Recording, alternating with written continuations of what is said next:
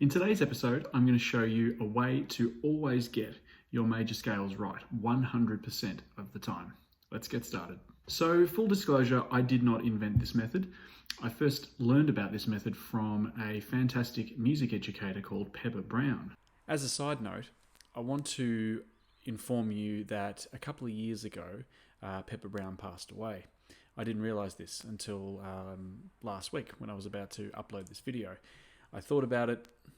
I thought about whether I should even upload this video, but I think what I would suggest, or I would like you to do, is to follow the link in the description to his channel and have a look at some of the work that he put up for the community, because it is amazing the breadth of knowledge that he gave for free.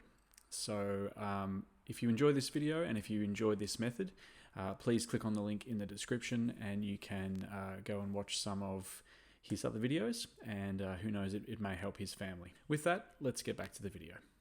I was on his YouTube channel and saw this, and I believe this was used in the Berklee College of Music back in the 60s and 70s. Could be wrong on that one. In my music education career, I've seen this work countless times, so I'm very happy to share it with you today. So, to develop and learn a method to always get your major scales right, we need to follow 4 steps. Number 1, alphabetical order. Number 2, formula. Number 3, analyze. And number 4, add. And as a subsequent step, notate.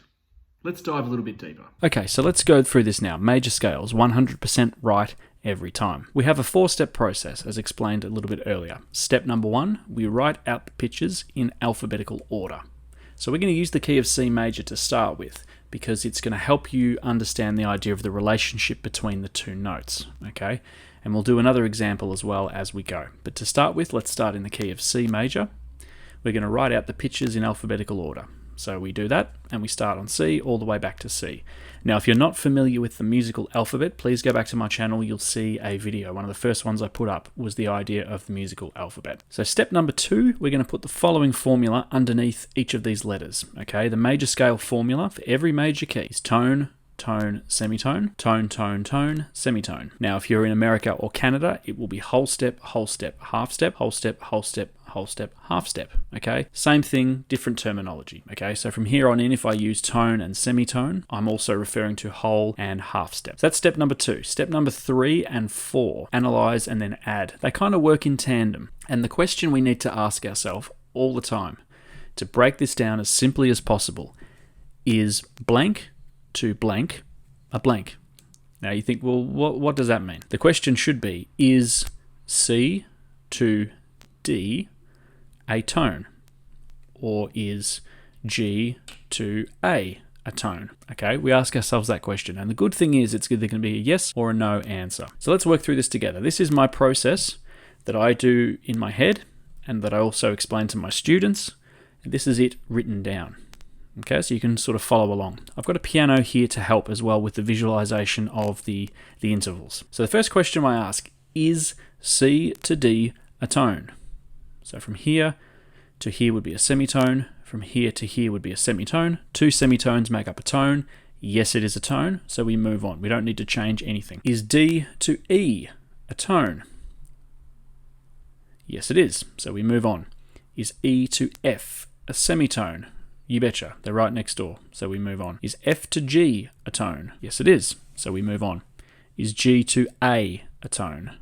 Half step, or semitone, semitone. 2 semitones in a tone. Yes, G to A is a tone, we move on.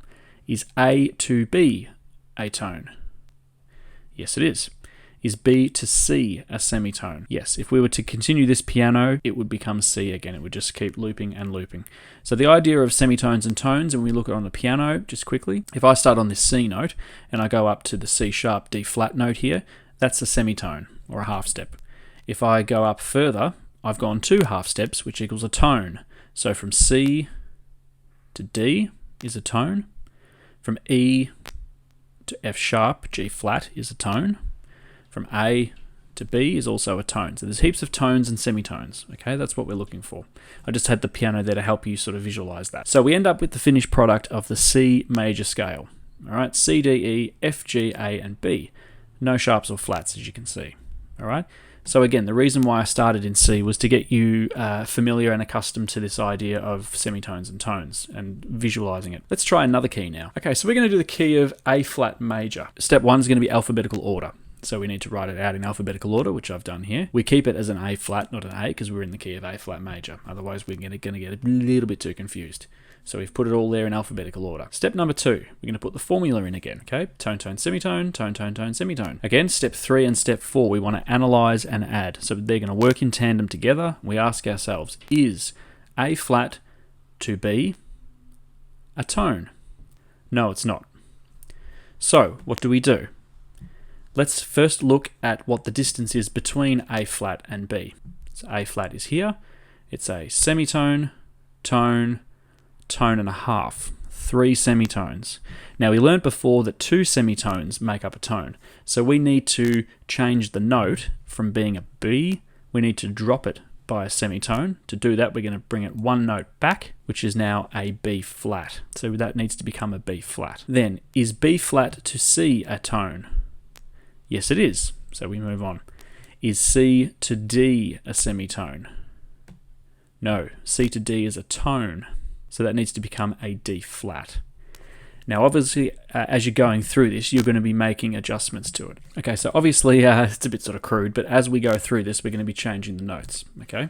So once we work out whether something is a tone or not, then we have to change some notes. So we got to, is C to D a semitone? No, it's not. So D needs to become a D flat to make that the distance of a semitone.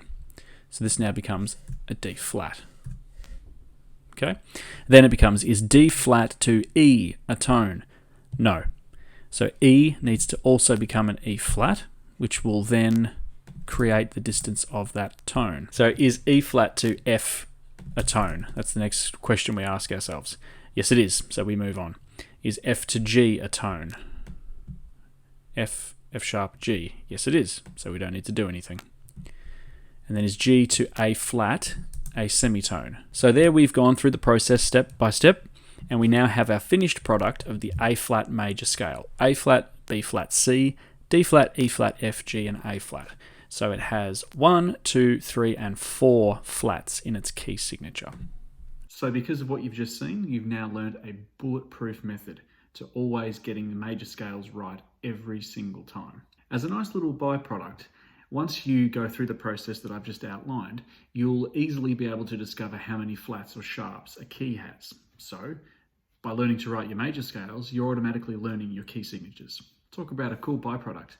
Thanks guys, hope this helped.